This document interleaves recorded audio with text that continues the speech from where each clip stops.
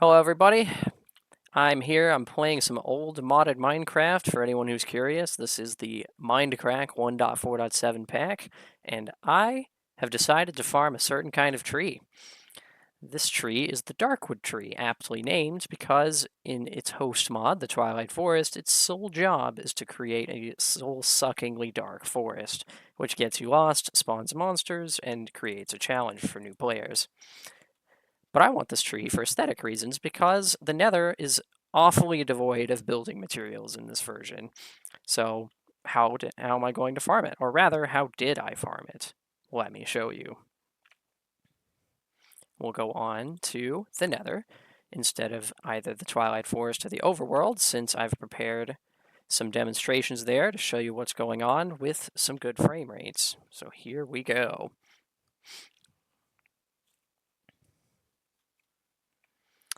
All right, here we are in the Nether where I'm going to explain the principles of how the farm works, and once I've explained that and shown you the devices that it uses, I'll show you the farm itself.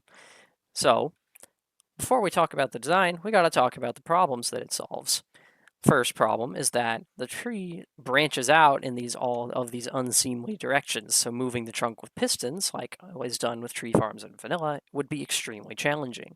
The solution to that is actually just one block. It's a modded block that chops trees for you. It goes a bit slow, so we'll check on it later, but the point is that this block will chop this tree and deposit its goods into that chest. Oh, look, it started now. Look at that. It's just eating up this tree block by block. So that's the first problem solved. That's the easy part. But what about the leaves? The leaves of these special trees, thanks to its host mod, Twilight Forest, don't deteriorate and don't like to be broken. Not even with tools that would seem appropriate for the job, like shears. If I try to break this leaf with shears, it takes just as long as breaking it by hand, which is, in turn, about as fast as mining logs with your bare hands. So, if I don't want to do this by hand, what are my options? What can I try? Well, my first option is pistons, since a piston extending into one of these blocks actually does break the block. However, this is Minecraft 1.4. We don't have fancy things like honey blocks or slime blocks, although we do have slime pistons.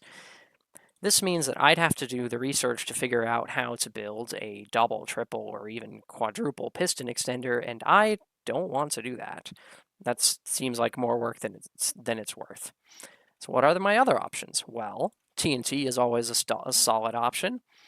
As you'll see shortly, TNT can, in fact, blow up darkwood leaves.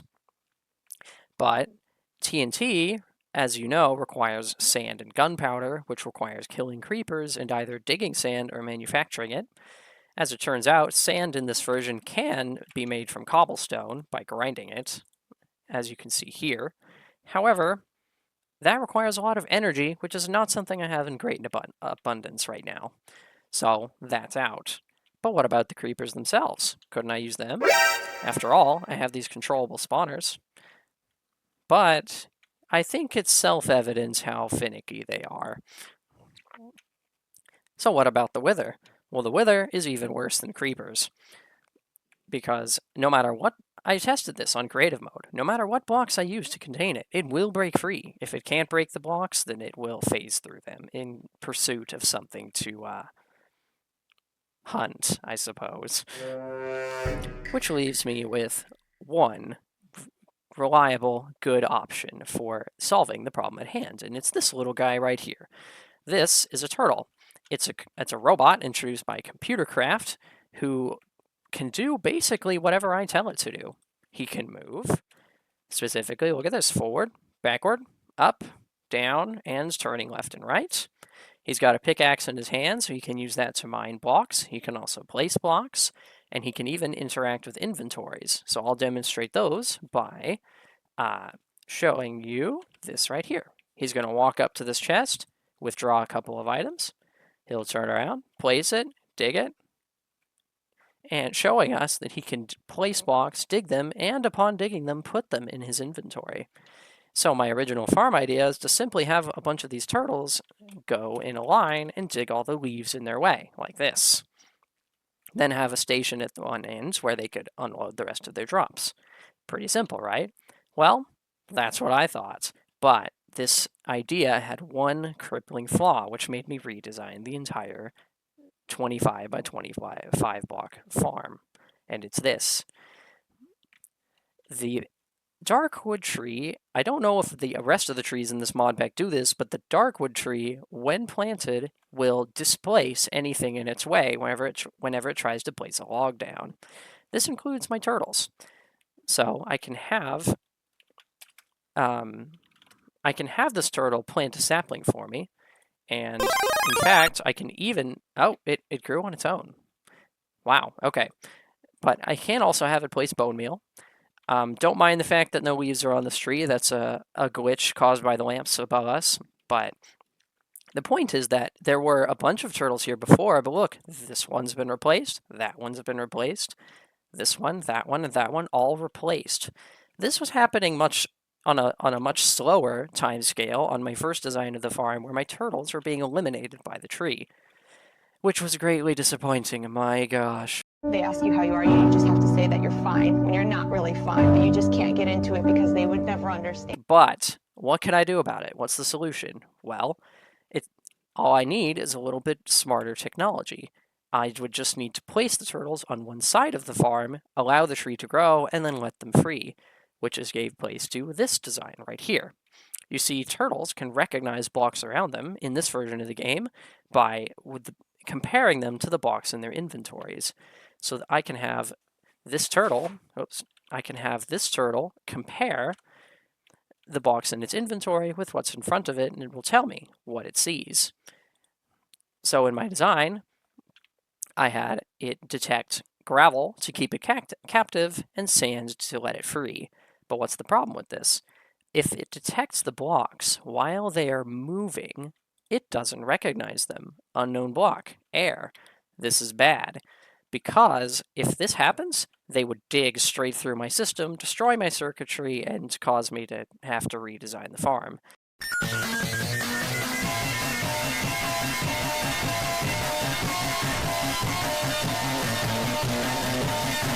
Now, you may be thinking, well, why don't you just have it recognize leaves and logs and only have it dig those?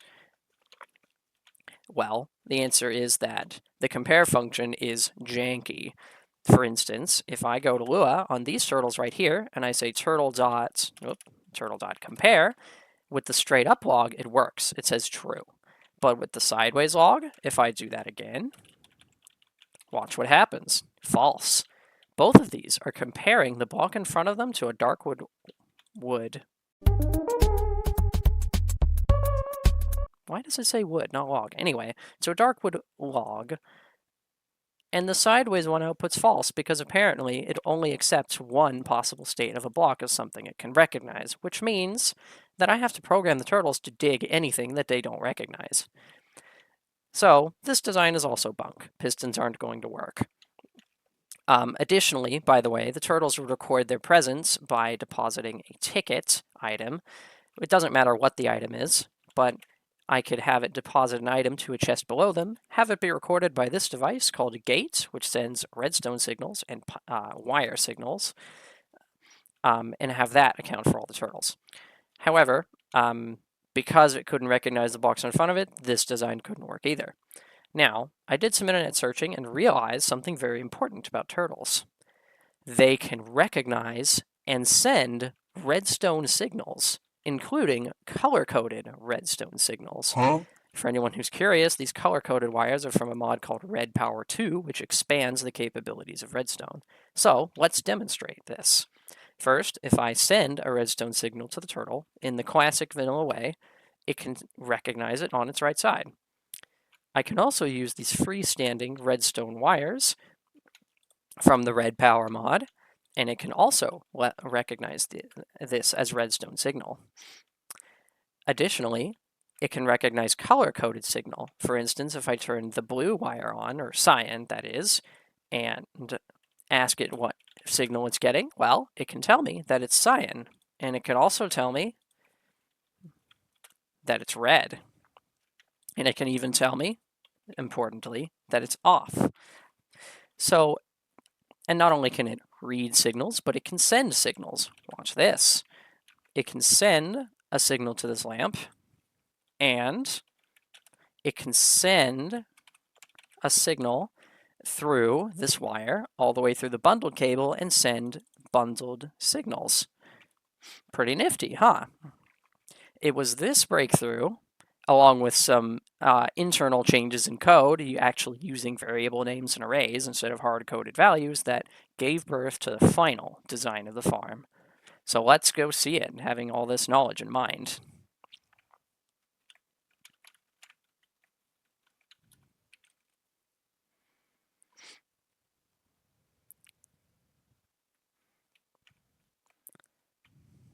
We do want it to be daytime since the robots managing the farm are solar powered, so we'll make it day real quick. And there we go. All right, let's get out there. We'll take the scenic route.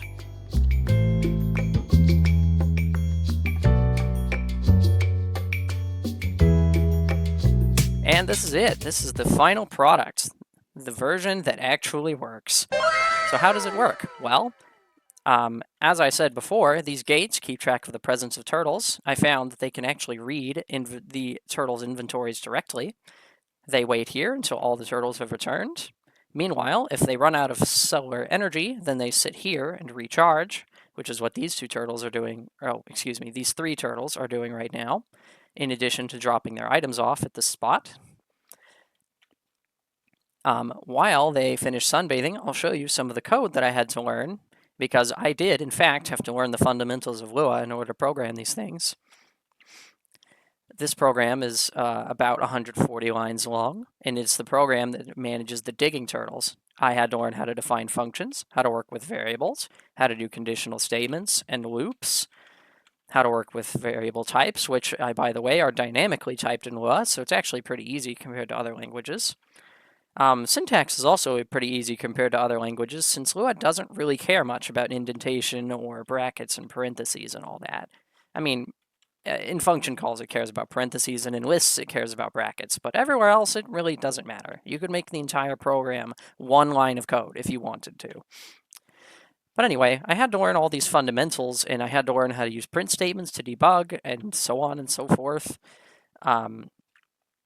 In order to actually learn how all this works, which really did teach me the fundamentals of Lua, which I will be using soon in future videos. Stay tuned. But now that that's explained, these turtles on cue, thank you turtles, are coming on back to our system right here. As soon as this turtle comes back, its presence will be recorded, and that black wire you're seeing will send the signal saying that all 50 turtles are in place. Look at that, it just lit up. What goes to this block right here signals to this turtle that the other turtles are safe, so it plants the tree.